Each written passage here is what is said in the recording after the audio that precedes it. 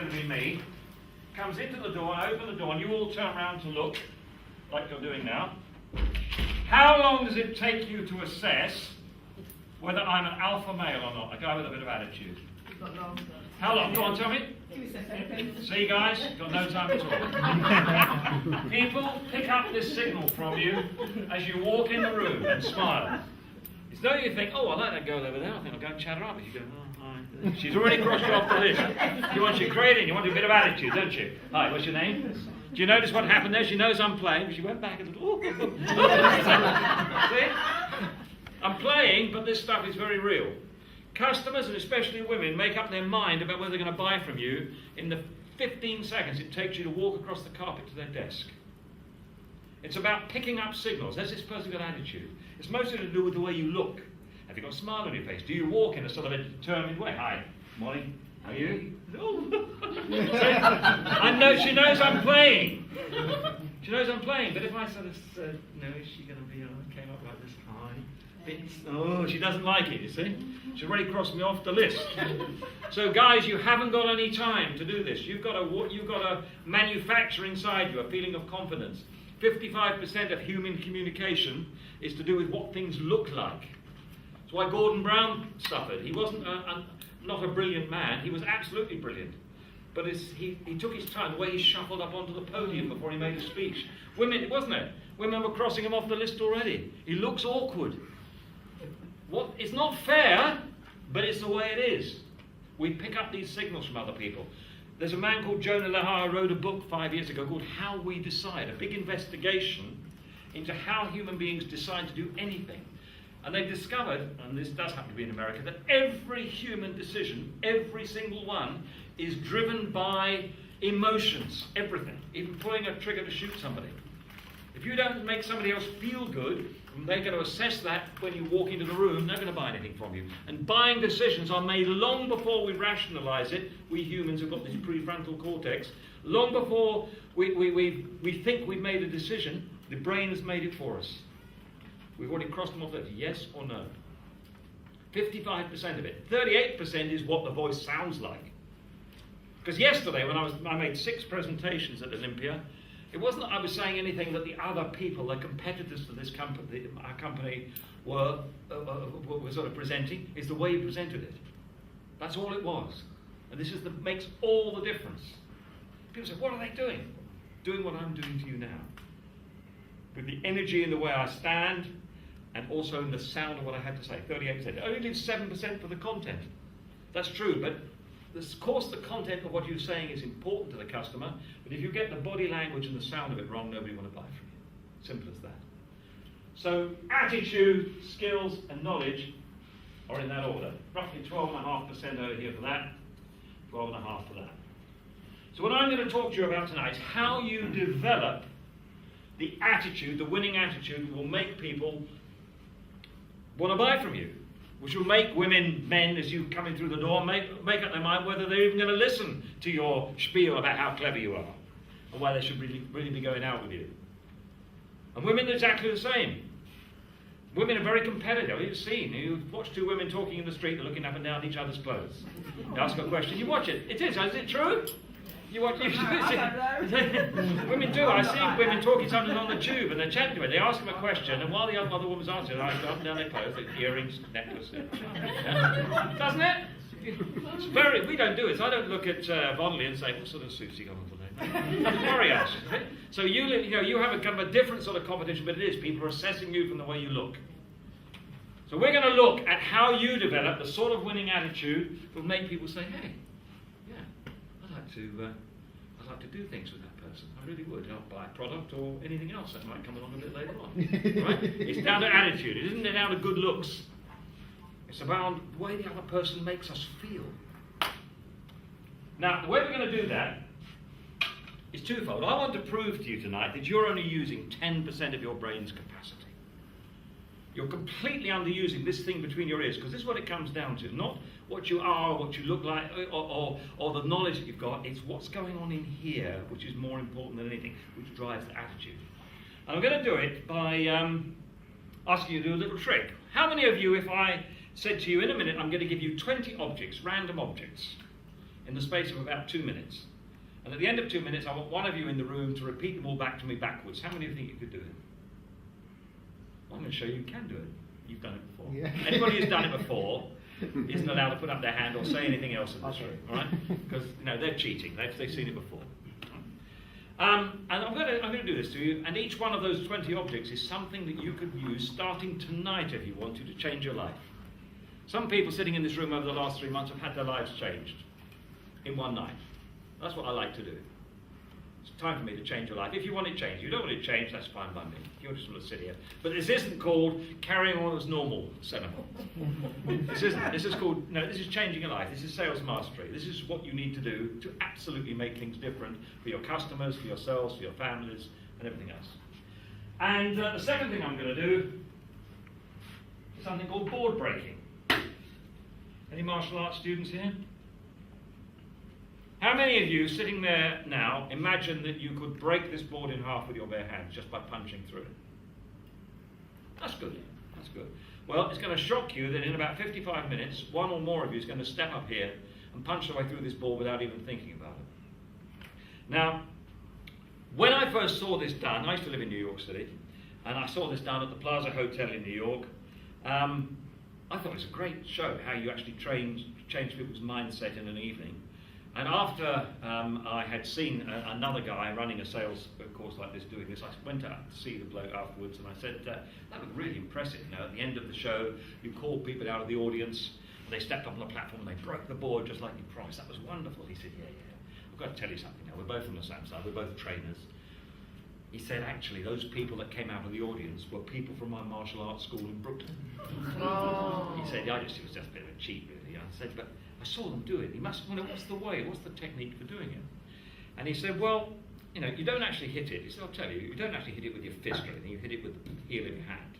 But you've got to be careful, because there's lots of small bones here.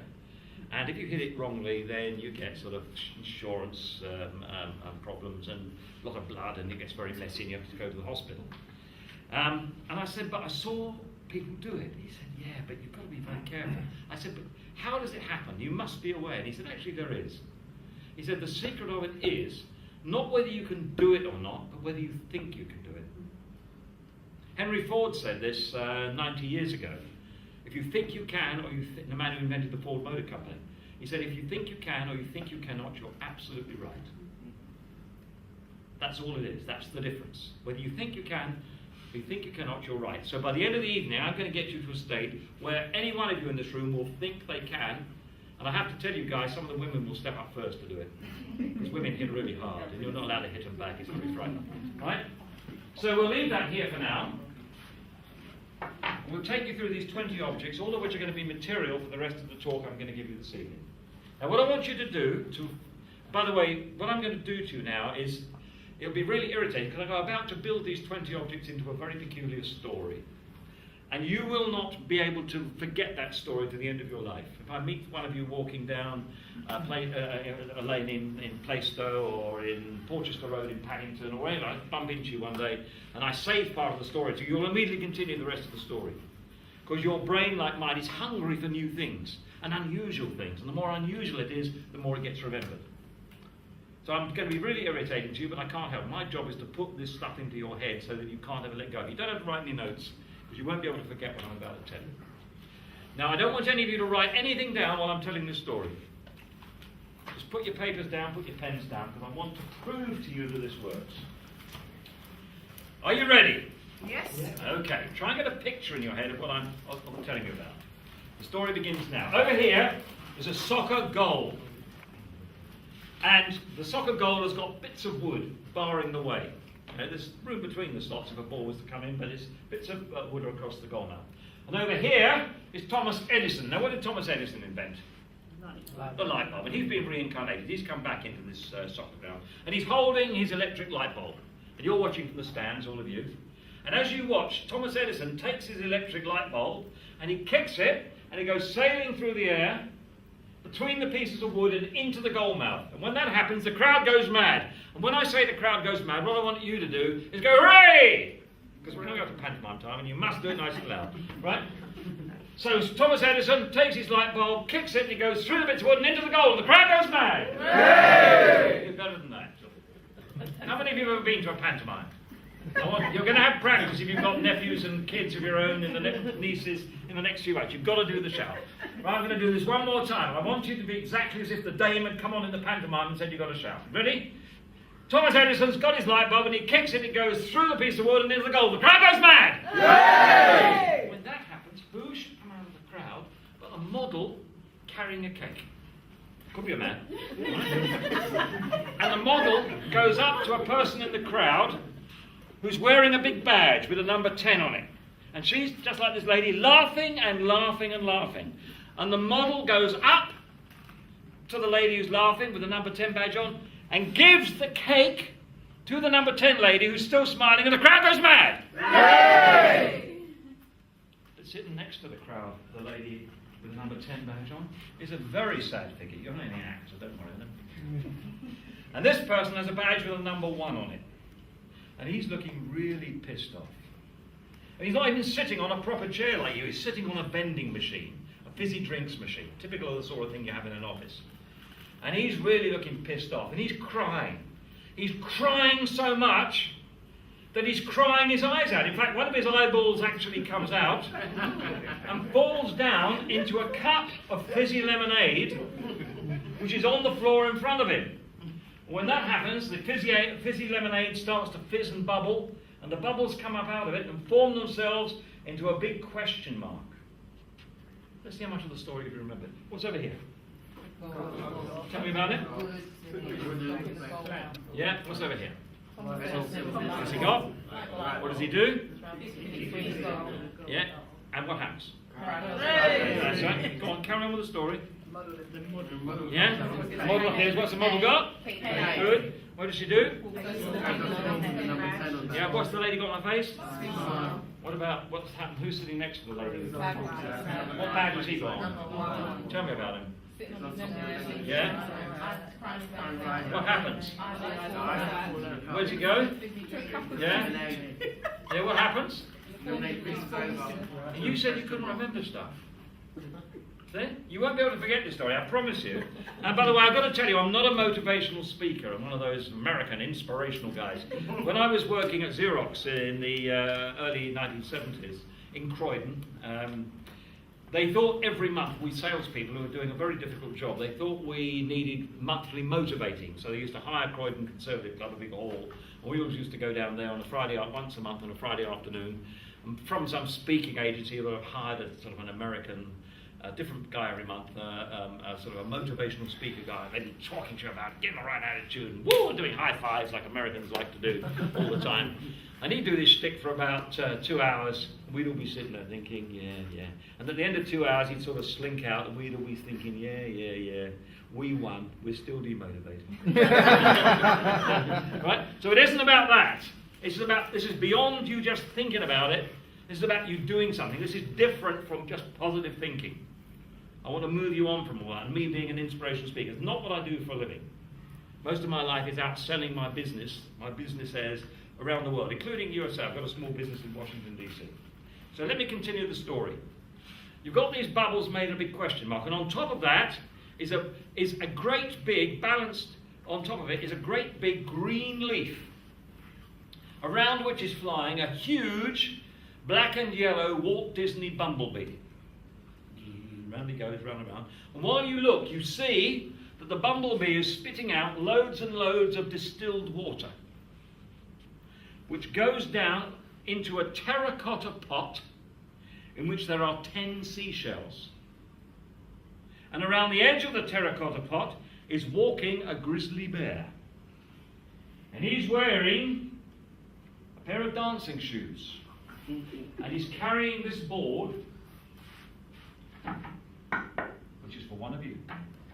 Let's do the whole story, then I'll tell you the meaning of it. What's over here? The goal. And what's across the mouth of the goal? Thomas Edison on the light bulb.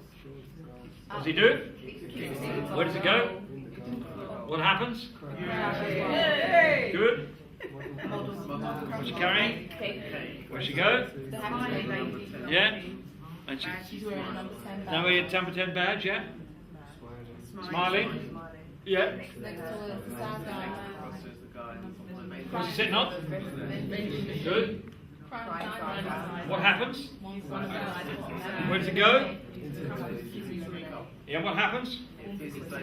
Yeah, out of bubbles. Very good. Yeah, what else? What happens then? What's on green? Big green leaf balanced on top of the question mark. Yeah, what's flying around it? What's he doing? Yeah, where does it go? And what's in it? Good. What's he doing? Yeah, what's he carrying? Very good. Let's see if we can go backwards now. Go on. Start with a bit of wood. Go on.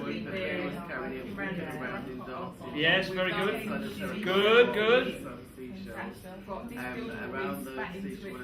Good, the bee. Very good.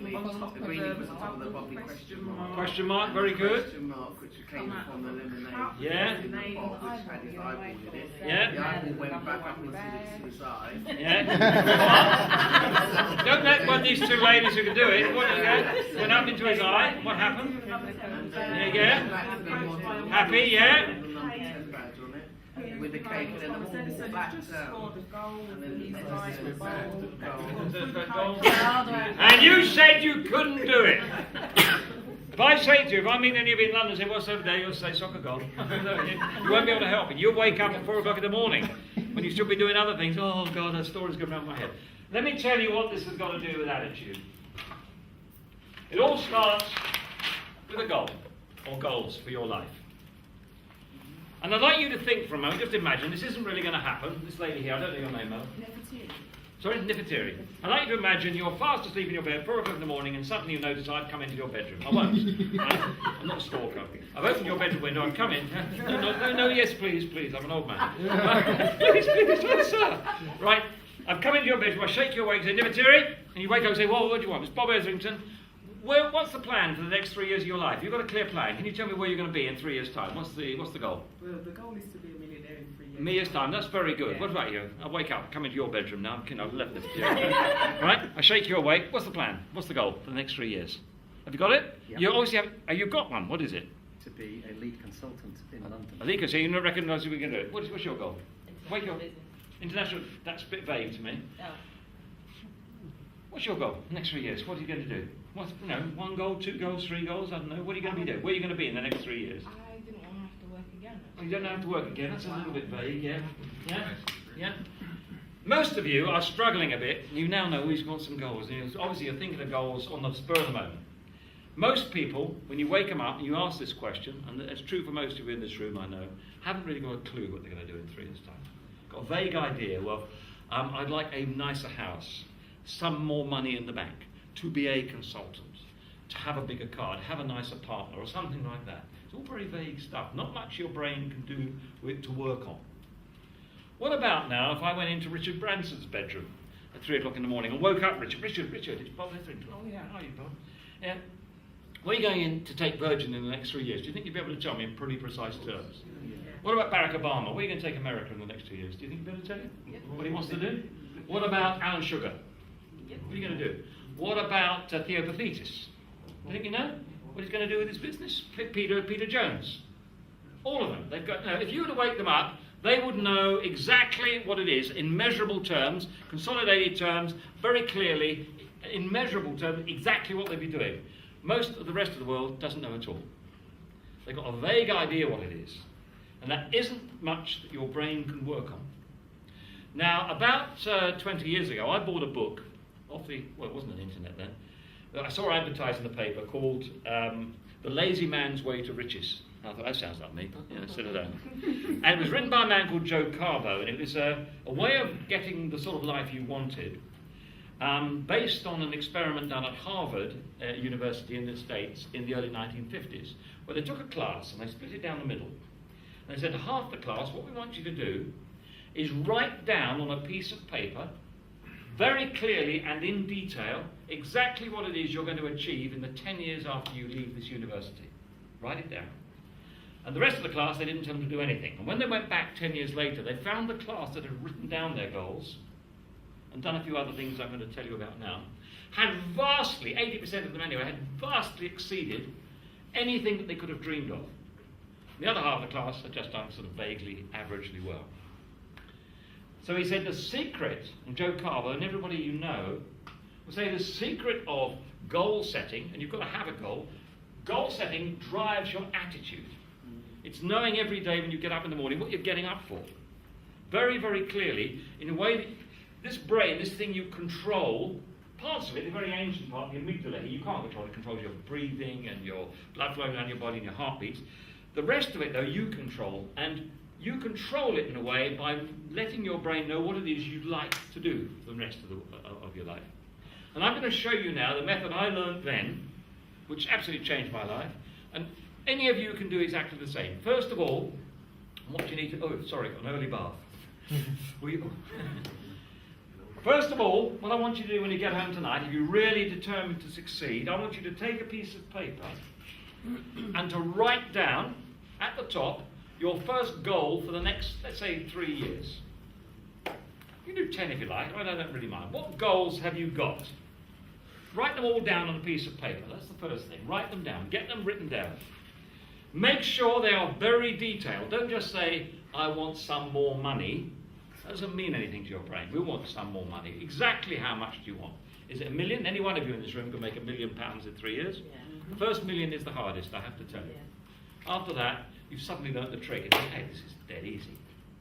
It's not half as hard as I thought it was. It's not difficult to make £1 million. But right, if that's what you want, any of your goals, though, should be something that you personally want, something you feel passionately about.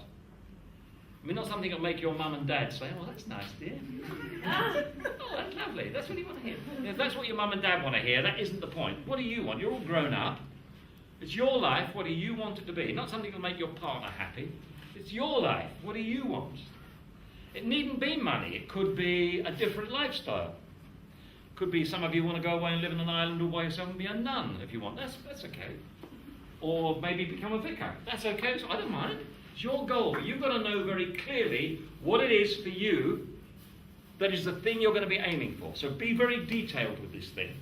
If it's a bigger house, a detached house on Bishop's Avenue in Hampstead, that's okay. Describe the house.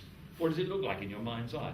If it's a car, I mean, have you ever done this? Yeah. When you, let's say, for example, you've made it your mind, you're going to get a dark blue Series 5 BMW with white upholstery, do you suddenly start seeing them everywhere? Yeah. In other words, they were there all the time, it just now you said to your brain, this is what we're going to get. And suddenly, oh, there's one of them, there's coincidences, right? This is what you're doing. When you write your goal out, and this is all based on this Harvard study, write it as if it's already happened. Write down it is July the 1st, 2013, and I've just moved into my big suite of offices in Mayfair. I've got, if that's what you've got. It's a 3-room office with a training room in here, an outer admin office, and it's there. Or it's, I've just taken possession of my new bicycle, or I've just got my first £100,000 order for whatever it is I sell. Right? Every day when you get up, by the way, make it challenging. Don't make it too easy. You're going to go find, when you start doing this, the most amazing things will start to happen. You'll start to bump into opportunities that were there all the time. Just your brain is finding your way through them. I mean, don't say anything stupid like, I'm going to learn to fly, I'm going to jump off the roof of St Paul's Cathedral, flap my arms and fly, because you are going to die. You can't break the laws of physics.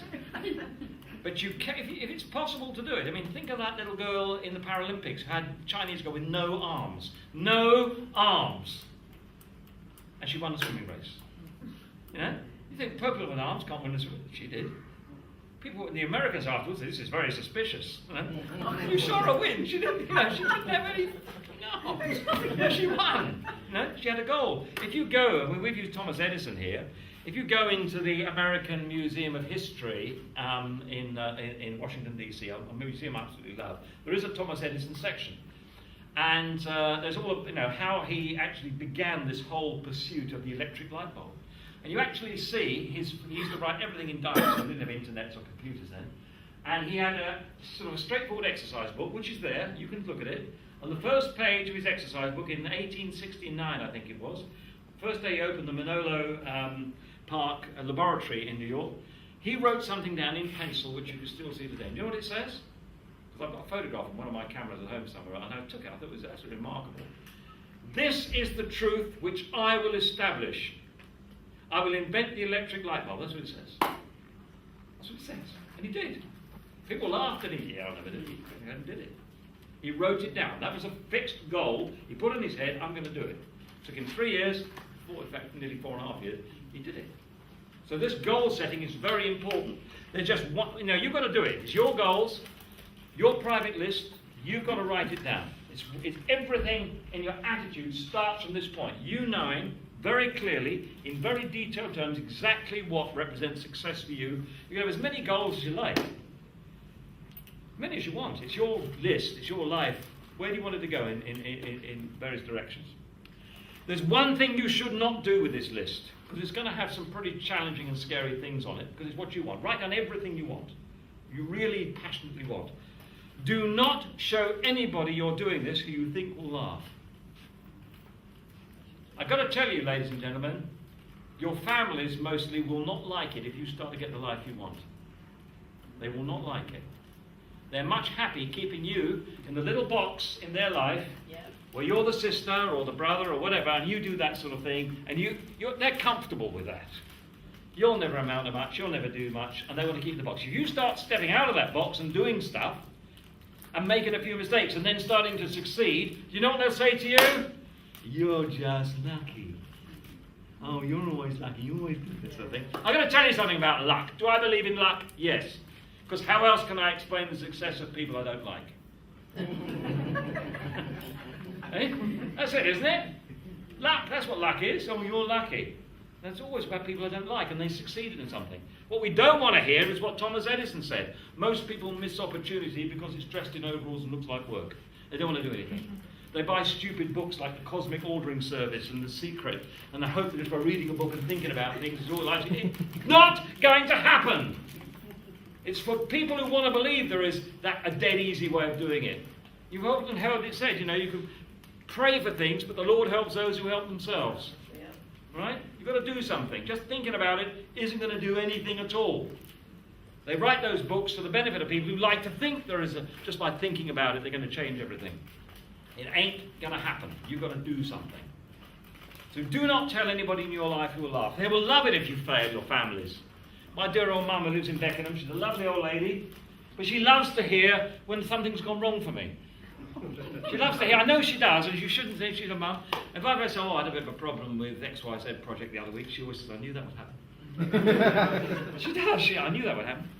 I gave her the other week, I gave her a lottery fill-in ticket, on a Friday. I said, Mum, is this for you to fill in? What a lottery ticket do? Well, why are you giving it to me? I said, because you're the only lady in Beckenham who knows what's going to happen. Because I want to really get into this. Oh, she said, that's a little bit rude. I said, no, you always tell me when I make a mistake and hit a buffers or something goes wrong, I knew that would happen. It's always the relief on our face that she knew something would happen. This is important. You do not share that with anybody. And what I want you to do every day when you do a new goal list, which hopefully you'll have written by the time you go to sleep tonight, I want you to turn your alarm clock on, wake up 5 minutes early, and I still do this. Listen, I'm not asking you to do stuff I don't do. I'm really not. I want you to get your goal list out from under your pillow, out of your purse, somewhere you've hidden it away where only you can see it, and read each goal to yourself. Get that trigger back in your brain of what you're looking for, where you're trying to get to. And after you've read each goal on your list out to yourself, try and move your lips a little bit or say it out loud if you can. It helps to reinforce it. What I want you to do, and I'll come on to why in a minute, I want you to shut your eyes for a few seconds and visualize you having that goal. Now, I'll come on to why this is important in a minute. I'll actually demonstrate something to you. Every day you've got to do this, at least in the morning when you wake up, and if you can before you go to sleep as well. I promise you, within 30 days, things will start to happen to you which you won't believe. And I don't know how it works, and I'm not a mystic, and I'm not very religious either. It's just a very strange thing. When you start to make your brain work for you rather than going along a particular road, it's remarkable the people you'll meet and what will actually happen. Right? So goal setting drives your attitude. And attitude is absolutely important in every single profession. I don't know whether you remember, about 5 or 6 years ago on the telly on a Sunday night, there was a program called Are You Tough Enough? And it was people, they put an ad in the BBC, put an ad in the Daily Telegraph and said, anybody thinks they're good enough to be in the SAS, hey, we're going to do a thing with the army, and anybody can sign up for this, and we'll give you the full SAS test. And about 3,000 people wrote in and said, oh, I'm tough enough to be in the SAS, men and women, oh, I could do this. And they took them, first of all, for a run across Brecon Beacons in South Wales in the wet, cold, nasty winter. Of course, that got rid of a few people on a Sunday. Oh, dear. But they thought they were coming back to the barracks to have a cup of cocoa and some stories about how tough they were. No. When they got back to the barracks, they made them swim across a very cold, deep swimming pool. Well, you know, are you tough enough or not? Yes, yes. Oh, I've done some tough work now. I'll go and sit down and have a little kip. No. Anyway, they boiled it down in that weekend to about 30 people, and they actually took them on the telly out to Malaya. And they put them through a really serious SAS training school in the Malayan jungle. Nobody was going to get killed, but they took them right, they were interrogating them and everything else. And every week, some people were knocked out. Anyway, after about 8 weeks, they were left with 4 people who had survived all of the tests, the interrogations and the blistered feet. It was really brutal. They were left with 1 woman and 3 men. And they got some real SAS colonels out with their faces all fogged out, because these are the real McCoy, the real hard bastards, you know, the tough men. And they said, look at these 4 people here, 3 men and 1 woman. We want you to select a winner out of this group. And all of them, with one voice, said they chose the woman. Straight away, the woman, Sheila or whatever her name is. Now, she hadn't been the best. She hadn't been the best qualified person. She hadn't been the most fit. She hadn't survived without any damage, you know, tripping over logs and things like that. But they said the one thing that they'd looked at on the films and the footage and the training they'd witnessed over the past few weeks was the one thing that they knew made all the difference in officer class people, whether you survived in the desk or whether you've been tortured. It's all to do, it all came down to attitude. She had the right attitude. Because attitude is what it takes to survive, they said. And attitude is what it took the girl who was swimming in, and any of these athletes, you listen to any of the sports psychologists, it's down to your attitude. It's what women pick up, as I said to you at the very beginning, if you walk through the door, they pick up your attitude straight away. We can't help picking these signals up. Most human communication is non-verbal, both to yourself, as to whether you think you can do something or not, and to other people. People accept you for the value you place on you. If you say, I'm useless at this, your brain says, okay, you got it, I'll do useful, I'll do useless. You know, you can, I'm going to fail at this. Good, okay, we'll arrange failure for you. If on the other hand you say, hey, I can do this, your brain says, okay, let's go and do it then. This conversation you have with yourself, which is driven by your attitude, driven by your goals, is absolutely sacrosanct in you getting the sort of life you want. And only you personally, any of you in this room, know what it is you want. So there's goals. You've got to have your goals. This is what drives it all. Why do you think we've got the bits of wood over the goals, first of all? Why? There are going to be barriers. You're not all going to be plain sailing.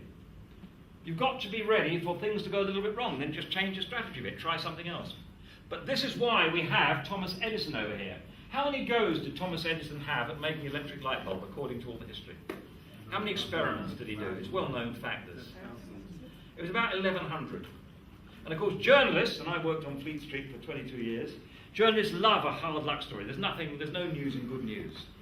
So Thomas Edison was very much a self-publicist, and he always used to have the news. He used to invite the newspapers into his office every year to examine what he was doing, and they came in 2 years running. And of course they went up to the part of the laboratory where they were trying to develop this electric light bulb. And they came up to Thomas Edison, was showing them around, and they said, oh yeah, we remember this. This is the experiment you were doing last year, wasn't it? Making light out of electricity. You know? And he said, yes. Well, nothing seems to have moved on very much. You still haven't managed to make a light bulb. He said, no, we're still working on it. And how many experiments have you done? And he said, about 1,100. 1,100? 1,100 experiments, you still haven't made one. Aren't you disheartened? He said, no, I'm not. I've just learned 1,100 ways not to make a light bulb. And this persistence is absolutely key to your succeeding. Most people try things twice, in my experience, and then they give up. Why do you think they give up so quickly? Or why don't? It's easy. That's the only reason. Most people aren't stupid. Most people you meet in the street are not stupid at all. They're bright. But they are bloody lazy. And any excuse they can get for not doing stuff, they'll give it, let themselves off. But I'd like you to think right back. How many of you have got children here? Okay? Do you remember when your children were learning to walk, any of you? First of all, because I've got a grandson now, it's great. Great fun, you can give them back afterwards. Right? Do you remember your child, first of all, they're watching their big brothers and sisters, they're watching you, and they're crawling. And they look around it and say, hello, walking, that looks useful. I think I'll try walking. And they don't think about it because they're kids, aren't they? And they pull themselves up on the sofa, and they stand up, and they've been standing up for a few weeks now. And one day, you and your husband or your partner watching, look, don't say anything. They've got hold of the bunny or a train or something, and they're a bit wobbly, aren't they? They're not holding on. Look, don't say anything, don't say anything. Look. Because the kid doesn't know. They're just being a kid. Huh? Then they take a step, don't they? What happens when they take a step? Tell me? They fall down, bang. They haven't got very far to fall because they're kids, right? How many times did your child, fall over before he learned to walk? Was it 2 times? Was it 5 times? Was it 10 times? Did your baby, on the 10th or 11th time, did you find them crawling away into a corner saying, oh God, I'll never learn to walk. I keep falling over. Did that happen? No. Did you say, well, after you watched your child fall over for the 15th time, God, give up, you've not learned to walk, you keep falling over. What do babies do? What do? They persist. They just learn another way of not walking. That didn't work, until they get it. Oh, we're off now. Then they escape, then they're murdered. But this is what you've got to do. We forget, don't we, as adults? That's what it took us to learn to speak, to learn to walk. We persisted. In general, I find in business, you've got to persist. Usually have about 6 bashes at doing something. And that's usually enough as a rule of thumb. You don't have to go to 15. But remember, most of your competitors give up after the second go. I tried it once, I'll give it one more try. Oh, it didn't work out. But you've got to try and never, what Winston Churchill said in the Second World War, never, never, never, never, never give up. It's true. One of the scientists I like who studies this sort of thing, a fellow called Richard Wiseman, did a study about 5 years ago at University of Hertfordshire into trying to define this characteristic of entrepreneurs. And they've got some entrepreneurs and some ordinary sort of civilians in a room, and they gave one of those very difficult wooden cube puzzles to do. You have to put it together and make a cube out of it. You've seen them? Seen any of these? Such square puzzle? But they actually built one out of foam rubber, which is sort of a metre square, a metre cube. And they found that the entrepreneurs, he said it was almost impossible to do this puzzle, but the entrepreneurs, the people who were really trying to succeed, would stay at it. You nearly had to rip it out of their hands and say, you can't, this is almost impossible. But the average Joe, the people who are miserable in their jobs and everything else, they give up after that. So I'm not doing it. Yeah. But the entrepreneurs were still bashing away at it, still trying to find a way through. That's the way. You've got to persist. And most people don't persist enough. Right? Why do you think we've got this electric light bulb in his hand? Because I want, hopefully by now, the light's going on of what this is all about. Hope it's going on in your head. Now, you saw Thomas Edison kick that, goes into the bowl, the crowd goes mad. So in future, when you fail at something, I don't want you to say, oh, I failed again. Give yourself a little tick. Hey, that's a good go. If you see one of your partners or kids failing at something, you say, hey, that was a good go. Don't go, oh, you failed. Oh, I knew that would happen. In future, you're going to say, good try. Good try. If you're trying to motivate people, tell them first of all what they're doing right. Most managers and most businesses think their job is to tell everybody what they're doing wrong, which is completely demotivating. Tell people what they're doing right. Tell yourself what you're doing right. And then people are more open to hearing what's going wrong, right? Go for that particular way first. Why do you think we have a model coming out of the crowd? Why? What kind of image do I want you to take away from that? The structure, yeah. I want you to realise that the people who are succeeding in life, like the top 4% of people who run the world one way or another, I want you to realise they are not doing anything that you can't do. They're just human like you. They've got 2 arms, 2 legs, a head. We're boys or girls, we've got different bits, but that doesn't matter at all. Basically, we're the same. And these people aren't superhuman. You can do exactly what they're doing. Just copy them. Model yourself on somebody who's doing the sort of things you'd like to do. They must be getting something right. Success leaves clues. Copy them. Copy them. Copy what they do. Every week on the Dragon's Den, these dragons give you clues about what it takes to succeed. And week after week, people get up with some daft idea which isn't going to work. Every week, the messages are the same from Deborah Megan and Theopathetus. And it's the same message. So listen to what they're saying. So when I start with, this is what I'm going to do. This is what I'm going to get right. I model, as I said, I model myself on Richard Branson and other people that I've known in the world of sales, and I copy them, and it does actually work. Do I make mistakes? Yeah, but it doesn't matter. Why do you think the model is carrying a cake in my story? Well, it is to do with a recipe, because just imagine for a moment that I was a chef, or I would like to think I could cook. I can't cook at all. I don't bother. I'm not interested in cooking. I could, but I don't bother.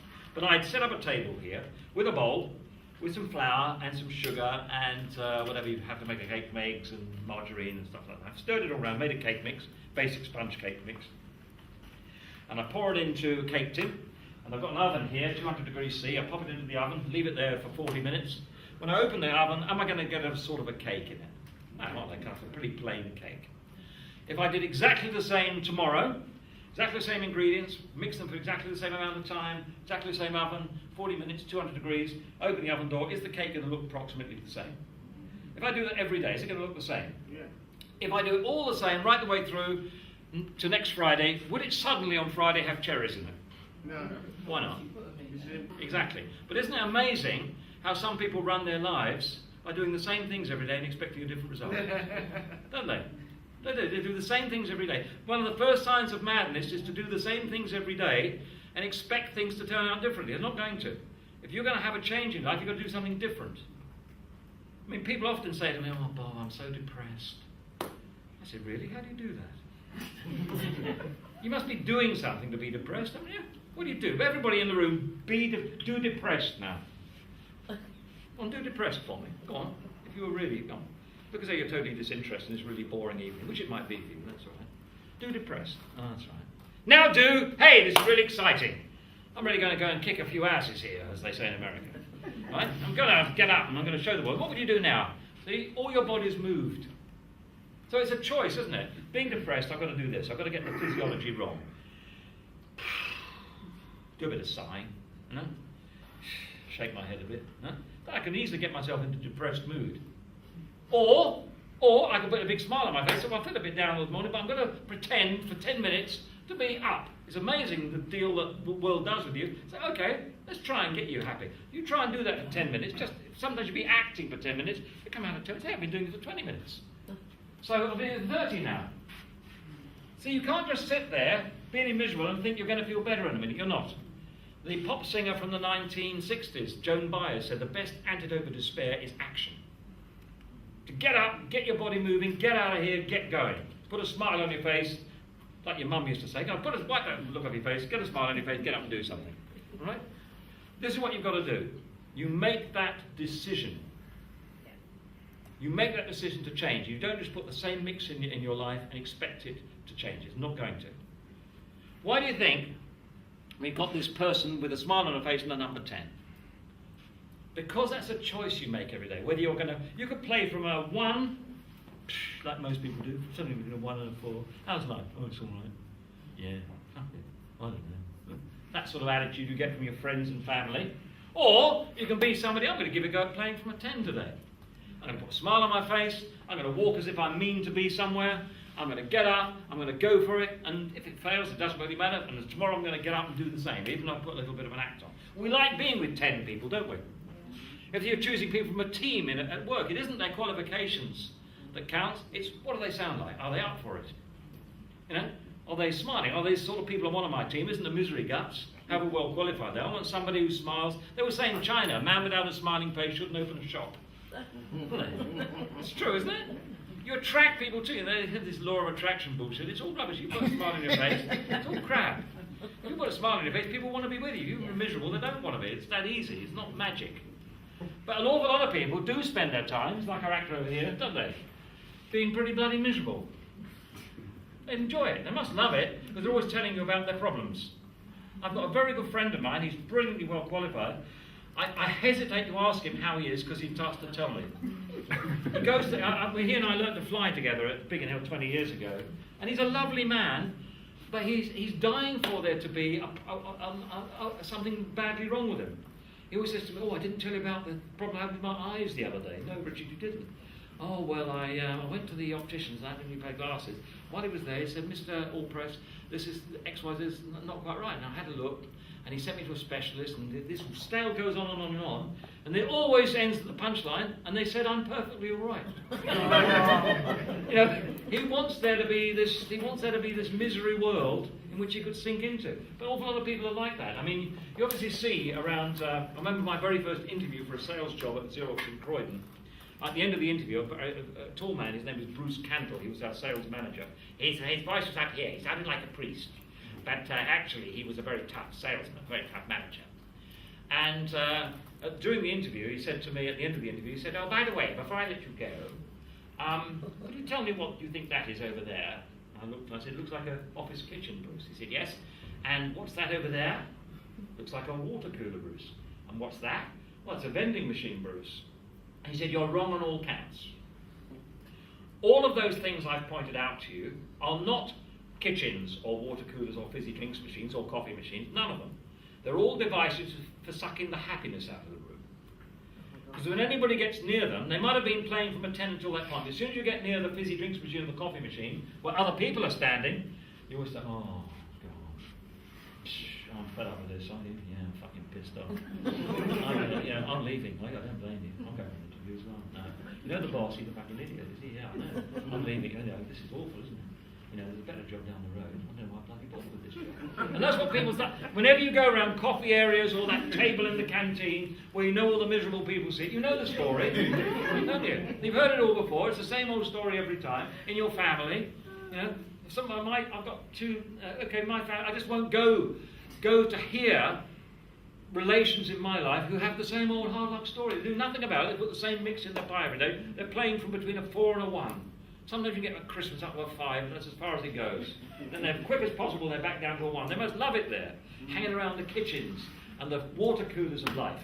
Hey, listen, if you've got people in your life like this, the way to deal with them is to do this. Listen to their usual tale of woe and the big problems they got with the boss and how much of an idiot the boss is and how they hate their job and how it's all David Cameron's fault or Ed Milliman when he gets back in or Mrs. Thatcher 20 years ago. In all the stories, it's always somebody else's fault. You've got to blame somebody else. Listen to them for a minute, and then go, hey, you make me laugh. You're always joking. I don't know you. Come on, this guy. They will never talk to you again. Because misery loves company. Misery loves company. You know? It's true, isn't it? Misery likes somebody to moan at, and they will never, because suddenly you've broken the mould. You make me laugh! I hate it. See? But you make this sort of feeling. Suddenly you're a 10 player. You don't fit into the 1 slot anymore. Keep away from those people in your life. Your friends and people like that who are always down. If they won't come out, mix with people who are a little bit up. And when you start to get the sort of life you want, because you start attracting people towards you, and it's about people, this whole business, they'll say, oh, you're just lucky. That's what they'll say, like they do in my family. You're just lucky. I had a Filipino girlfriend when I lived in New York, and she was very pretty and everything else, but she loved being miserable. And whenever she said, how are you today? I always said, oh, yeah, great, fine. In the end, she chucked me because she said, sometimes you've got to say that is all, something to live with. Yes, sure. I mean, the day my gran dies, I don't want to be happy, but the rest of the 95% of the time, I'm going to do my best to have a nice life. So anyway, she chucked me. That was the end of that. You see what I'm saying? She wanted me to share her little pool of misery. That's what she wanted. That's what she wanted. You've got to get out. If you sit around your office and everything else being miserable, Bruce said to me, after I got the job in sales, and he hated people hanging around in the office. And he used to say, well, if he'd come up to you, saw you in the office at 10 o'clock in the morning or something, and you were just sort of fiddling around doing emails and stuff like that. And he'd come up to you and say, what are you doing? And you'd say, well, Bruce, I'm just getting ready for this next call that I'm going on to see a customer. I'm just getting the paperwork ready. And he said, no, that's your fucking about speech. Because you're a young man just starting out in business, and you haven't yet realised there are no customers in the office. But maybe you think there are. Shall we look together? He used to do it.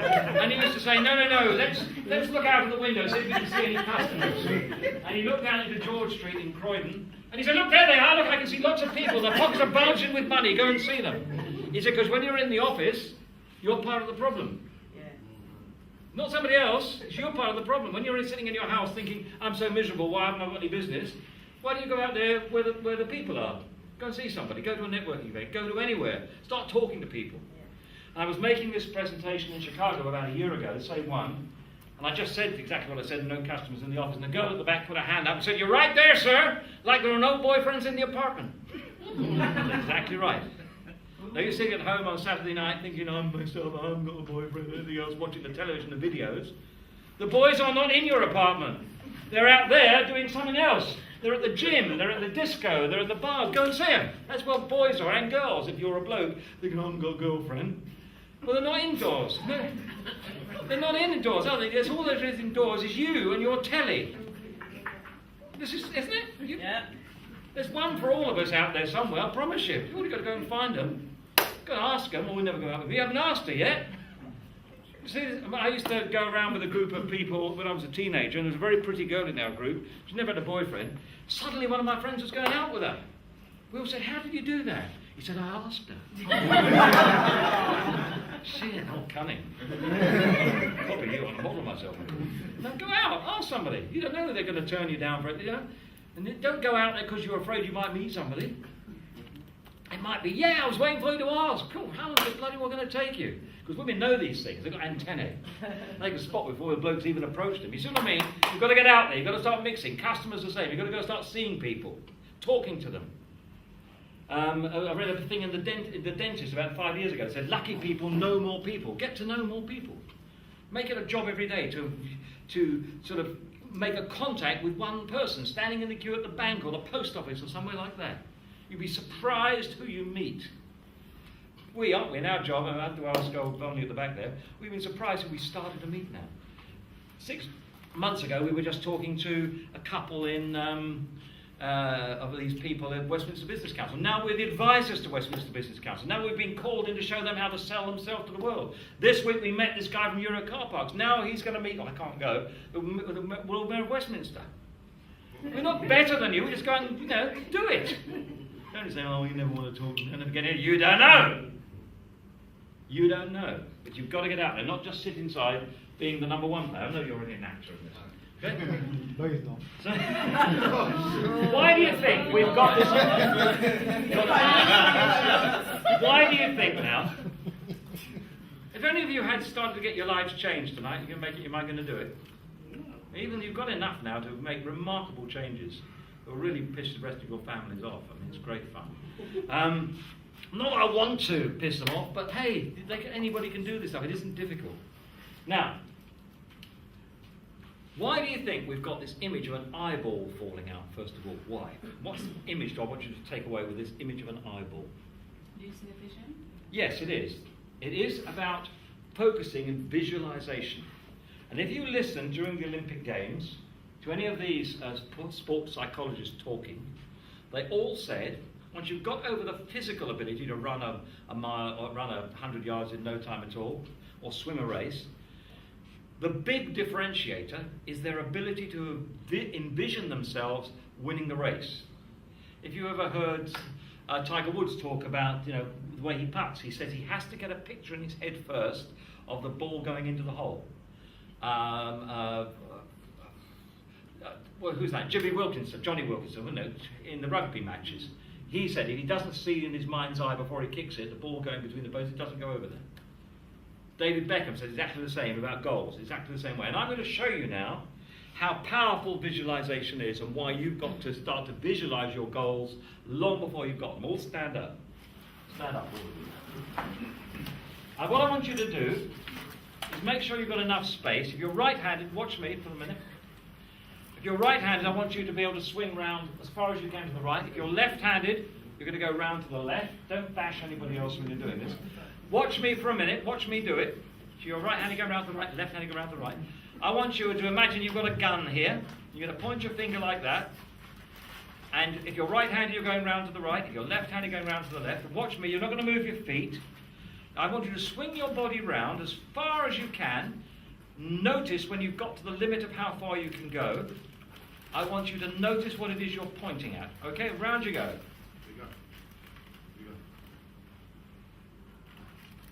All right, notice what you're pointing at. Okay, come back. Come back. Do you all notice what you're pointing at? You marked it in your brain? Good. What I want to do now is arms down. Shut your eyes, nothing bad's going to happen, just shut your eyes. And in your mind's eye, in your imagination, I want you to do that again. Imagine going round to that point. You're actually not physically going to move your body. I want you to imagine your finger going round to that point again. But this time, in your imagination, I want you to imagine that you can go another 35 centimetres further round. Another foot if you're still in Imperial. You can still go around that far. You can go much further than you did last time. I want you to imagine you can do that. And this time I want you to imagine in that case what you're pointing at. This time. Imagine what you're pointing at in your mind's eye now and mark that this time. And in your mind's eye come back to the centre and open your eyes. Fingers up. Go round as far as you can. Round as far as you can, round as far as you can. Okay? Fingers down. How many of you got further round? Let me tell you why that is. Now, isn't that remarkable? Yep. And you get further round? Yeah. Let me tell you why. Although the human brain is very, very complicated, it cannot distinguish between real events and imagined events. And it regards them and takes them both exactly the same.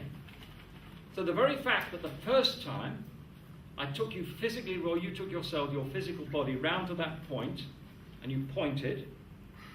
Then I asked you the second exercise, which was just in your mind, and you imagine going round to that same point again, but further on this time, another 35 centimetres, and you fixed that point in your brain.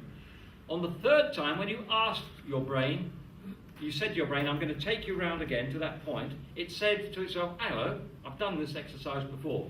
And the most recent picture I have of me doing this exercise happened to be the one in imagination. And it couldn't tell that you've never done that before. So when you tried to do it, it said, no, you can go right, you can go much further than you did last time. I've seen you. That's how it works.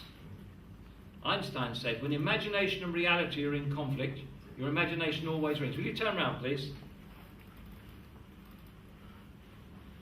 No distractions at the back, chaps. Right?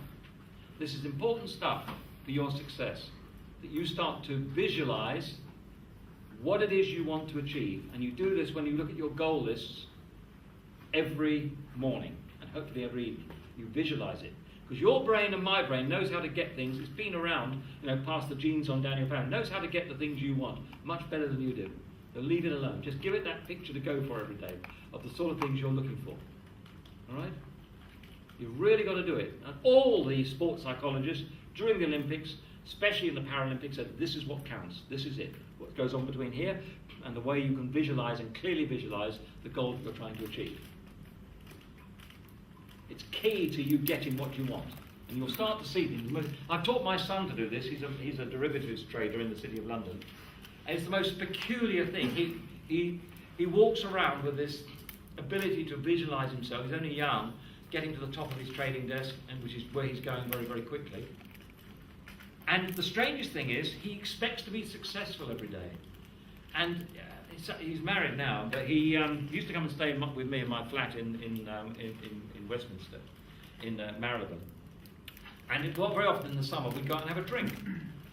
And he would always say to me, between here, we go down to Shepherd's Market you know where Shepherd's Market is? A nice pub's down there. In Mayfair, he'd always say to me, we're going to get lucky tonight. Not lucky as in teenager. But he'd always be walking along, and after about, a mile or so, if we were passing a pub, he'd say to me, Dad, lend me a fiver. And he'd take a fiver into a pub, into a fruit machine, and every other time, he'd end up winning the jackpot. Or, and this is the strangest thing, he'd be walking along the road, and he'd say, look, Dad, there. He'd say, what? And there'd be a tenner, or 20 quid, or fiver. I said, how do you do it? He said, just got to get state of mind, just got to expect it to happen. And he said, and I said, well, how do you do it? He said, well, I'll tell you what, if you're ever short, if you need some paper money and you sort of run it, you don't want to go to the bank, the best place to look is in supermarket car parks. Why? For paper money. Why? You know, the big supermarkets, not a Lidl or an Aldi or something like that. You've got to go to a Waitrose, a Tesco's, or a Sainsbury's. Why do you think, he said, what is the practical reason you're going to probably find money there, paper money? £5, £10, £20. Or change in their pocket and this. Exactly. People fill out their trolley, don't they? They fill it all around, they get to the car, they pull out the car keys, money falls out, they've just got the change because it's all wrapped around and they pay for that. Money, and you'll find, he said, never do. You spend 10 to 20 minutes in the average supermarket car park, you'll find at least a fiver, he said. And it doesn't just happen to him sometimes, it happens all the time. About 3 Christmases ago, we went up to Scotland to see some friend of ours and have Holden and Ave, New Year's Eve. And much to the irritation of my wife, my son likes gambling, and he lost a lot of money in the casino in Edinburgh. And my wife was really pissed off with me, because nobody's getting married if you don't want people to be pissed off with you. And he lost about 500 quid. You know, my wife said, "It'll go to you, you didn't gamble." I said, fine. We were standing in the pissing rain in Edinburgh, waiting to get a taxi back into town. And standing there, he looked down into the gutter with all the wet and rain. He said, "Look there." And there was £300 somebody had dropped. Took it back in the casino and won his money back. Didn't make a profit, but it doesn't just happen to him sometimes, it happens all the time. He expects it to happen. He expects to be lucky. Right? And it's a state of mind he's in. He doesn't expect, bad things do happen to him, but he just sort of dismisses them. Okay, fine, it happens. So this is the sort of state of mind. There's a visualization. He imagines it happening, and it happens all the time.